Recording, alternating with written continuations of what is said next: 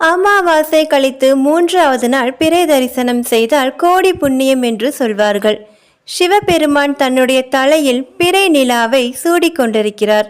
ஆகவே பிறை நிலாவை பார்ப்பதும் அந்த சிவபெருமானை பார்ப்பதும் வேறு வேறு அல்ல, இரண்டும் ஒன்றுதான். நீங்கள் சிவபெருமானை நேரில் காண வேண்டும் என்றால் 3ஆம் பிறை அன்று பிறை நிலாவை தரிசனம் செய்தால் போதும். ஆடி அமாவாசை முடிந்து பிறை தரிசனமானது நாளைய தினம் வரவிருக்கின்றது. 6/8/2024 செவ்வாய்க்கிழமையோடு சேர்ந்து வரக்கூடிய இந்த பிறை தரிசன நாளில் இறைவனின் பரிபூரண ஆசையை பெற, மனதில் நினைத்த வேண்டுதல் நிறைவேற வழிபாட்டை எப்படி மேற்கொள்ளலாம்? ஆன்மீகம் சார்ந்த தகவல் இதோ. இந்த பதிவை முழுமையாக கேளுங்க. இந்த பதிவை கிளிக் பண்ணி பார்க்குறவங்க எல்லோருக்கும் என்னுடைய வணக்கம். இந்த பதிவு உங்களுக்கு பயனுள்ளதாக இருந்திருந்தால் நம்ம சேனலை மறக்காமல் சப்ஸ்கிரைப் பண்ண மறக்காதீங்க, மேலும் லைக் பண்ண மறக்காதீங்க. வாங்க வீடியோக்குள்ளே போகலாம். ஆடி மாதம் என்றாலே அம்பாள் வழிபாட்டிற்கு சிறந்த மாதம் என்பது நாம் எல்லோருக்கும் தெரிந்ததே. நாளைய தினம் உங்கள் குடும்ப கஷ்டம் தீர வேண்டும், உங்களுடைய மனது தெளிவு பெற வேண்டும், அம்பாளின் அருள் ஆசி கிடைக்க வேண்டும், சிவபெருமானின் அருள் கிடைக்க வேண்டும் என்றால் எப்படி வழிபாடு செய்யலாம்? உங்கள் வீட்டு பக்கத்தில் இருக்கும் சிவன் கோவிலுக்கு நாளை மாலை 6 மணிக்கு மேல் செல்லவும். அங்கு சிவபெருமானை தரிசனம் செய்துவிட்டு, சக்தி தேவியை தரிசனம் செய்துவிட்டு, அந்த கோவிலில் இருந்து பிறை நிலாவை பார்த்து 2 கைகளையும் ஏந்தி வேண்டுதல் வைத்தால் உங்களுடைய வேண்டுதல் அப்படியே பலிக்கும். உங்களுக்கு என்ன வேண்டுதலாக இருந்தாலும் ஒரு வேண்டுதலை தேர்ந்தெடுத்து நாளைய தினம் இந்த முறையில் வேண்டுதல் வைத்து பாருங்கள். சந்திர பகவான் உங்களுக்கான அருள் ஆசையை நிச்சயமாக நல்லபடியாக வழங்குவார். உங்களுடைய வீட்டு பக்கத்தில் சிவன் கோவில் இல்லையா? பெருமாள் கோவிலுக்கு சென்று பெருமாளை வழிபாடு செய்துவிட்டு தாயாரை தரிசனம் செய்து பிறகு பிறை நிலாவை பார்த்து வேண்டுதல் வைத்தாலும் உங்களுடைய வேண்டுதல் நிச்சயம் நடக்கும். இந்த 2 கோவிலுக்குமே உங்களால் செல்ல முடியவில்லை அல்லது உங்கள் வீட்டு பக்கத்தில் இல்லை என்றால் உங்கள் வீட்டு பக்கத்தில் இருக்கும் அம்மன் கோவிலுக்கு சென்று அம்மனை வழிபட்டு பிறை நிலாவை தரிசனம் செய்து வழிபாட்டை மேற்கொள்ளலாம். நாளை பிறை தரிசனத்தை நீங்கள் ஒரு கோவிலில் நின்று செய்ய வேண்டும், அதுதான் முக்கியம். நாளை மாலை 6:30 மணிக்கு மேலாக 7:15 மணிக்குள் பிறை நிலவு தெரியும். ஆனால் மேகமூட்டமாக இருக்கும். சில இடங்களில் பிறை நிலா தெரியாத பட்சத்தில் மேற்கு பார்த்தவாறு நின்று சந்திர பகவானை மனதார நினைத்து வேண்டுதல் வைத்தாலும் உங்களுடைய வேண்டுதல் பலிக்கும் என்பது குறிப்பிடத்தக்கது. நாளைய தினம் சந்திர தரிசனம் செய்யும் போது உங்களுடைய வேண்டுதலை எல்லாம் நேர்மறையாக சொல்ல வேண்டும். உதாரணத்திற்கு நல்ல வேலை கிடைக்க வேண்டும் என்று கூறினால், எனக்கு நல்ல வேலை கிடைத்து விட்டது, கை நிறைய சம்பாதிக்கின்றேன், செல்வ வளத்தோடு சந்தோஷமாக வாழ்கின்றேன் என்றபடி வேண்டுதல் வைத்து பாருங்கள்.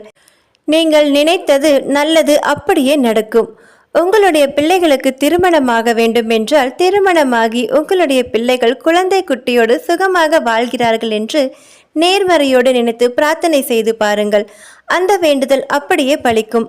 கடன் பிரச்சனை தீர வேண்டுமா? வாங்கிய கடன் எல்லாம் திருப்பி தந்து விட்டேன், கடவுளின் ஆசீர்வாதத்தால் செல்வ செழிப்போடு சுகமாக வாழ்கின்றேன் என்று சொல்லுங்கள். இப்படி நேர்மறையான வேண்டுதலை சந்திர பகவானிடம் வைத்துவிட்டு ஓம் சந்திர மௌலீஸ்வராய நமக என்ற மந்திரத்தை 27 முறை சொல்லி பிரார்த்தனை செய்து பாருங்கள். பிரார்த்தனை செய்து நிச்சயம் நல்லது நடக்கும். 3ஆம் பிறையை தெய்வீக பிறை என்றே சொல்லலாம். இந்த 3ஆம் பிறையைத்தான் சிவன் தன் முடி மீது அணிந்திருக்கிறார். 3ஆம் பிறையை பார்த்தால் பேரானந்தமும் மன அமைதியும் கிடைக்கும். மன கஷ்டங்கள் வருத்தங்கள் எல்லாமே நீங்கும். 3ஆம் பிறை பிறந்த கதையை பற்றி இப்பொழுது நாம் கேட்போம். ஒரு முறை விநாயக பெருமான் சிவனின் அதிகாரத்தையும் பொறுப்புகளையும் ஏற்றுக்கொண்டார். பொறுப்பினை ஏற்றுக்கொண்ட பின் விநாயகர் அனைத்து உலகங்களையும் பார்வையிட சென்றார். எல்லா உலகத்தையும் பார்வையிட்ட விநாயகர் சந்திரனையும் பார்க்க சென்றார். சந்திரன் ஒரு முழு வெண்மதி என்பதால் விநாயகரின் திருவுருவை பார்க்க பரிகசித்தான். இதனால் கோபமுற்ற விநாயக பெருமான், உன் அழகு இன்று முதல் 2 உன்னை உலகத்தார் வணங்க மாட்டார்கள் என்று சாபமிட்டார். விநாயகரின் சாபத்தால் சந்திரனின் அழகு குன்றியது. பின் சந்திரன் பொலிவிழந்தான். இதனால் கவலையடைந்த சந்திரன் மனம் வருந்தினான். பின் சிவனை நோக்கி கடும் தவம் இருந்து தன் பழைய அழகை பெற்றான். சந்திரனை தரிசிக்கும் வேளையில் கையில் காசை வைத்து மூடிக்கொண்டு வலமாக 3 முறை சுற்றி மீண்டும் ஒரு முறை பிறையை தரிசித்து வணங்க பெண்களுக்கு மாங்கல்ய பலம் ஏற்படுகிறது. 3ஆம் நாளில் சந்திர தரிசனம் காண்பவர்களுக்கு ஞாபக சக்தி அதிகரிக்கும், மனக்குழப்பம் நீங்கும், கண் பார்வை தெளிவாகும், மேலும் ஆயுள் கூடும் என்பது நம்பிக்கை.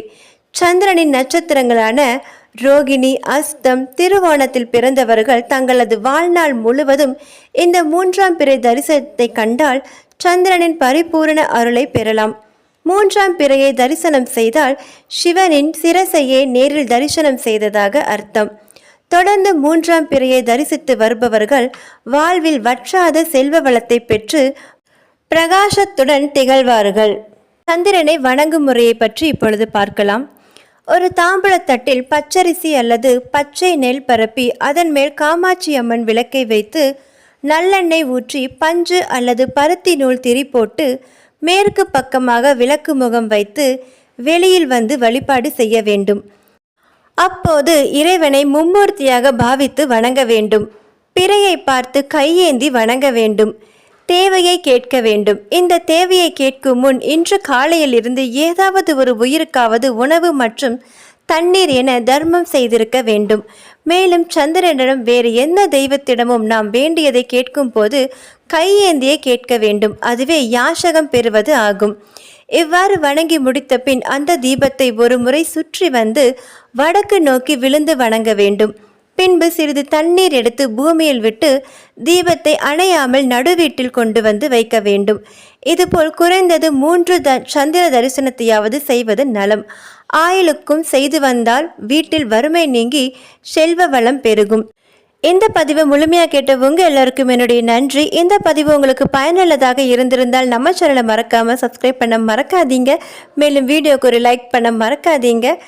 அடுத்த வீடியோவில் சந்திப்போம். நன்றி, வணக்கம்.